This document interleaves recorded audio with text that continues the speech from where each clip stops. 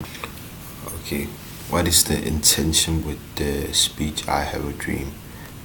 Parts of the speech are intended to motivate and inspire activists to continue fighting for equal rights.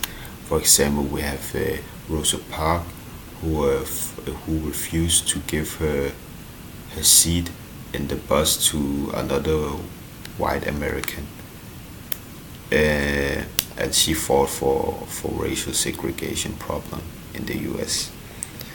Yeah, I have a quote. Let us not wallow in the valley of despair.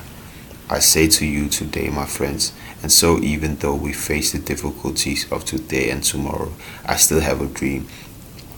In that way, the speaker also wants to convince civil rights activists to continue to protest in a peaceful way, for example, without promoting hatred against the white Americans. And I have another quote. We must forever conduct our struggle on the high plane of dignity and discipline. We must not allow our creative process to degenerate into physical violence. This quote indicates he encourages a vision of the U.S.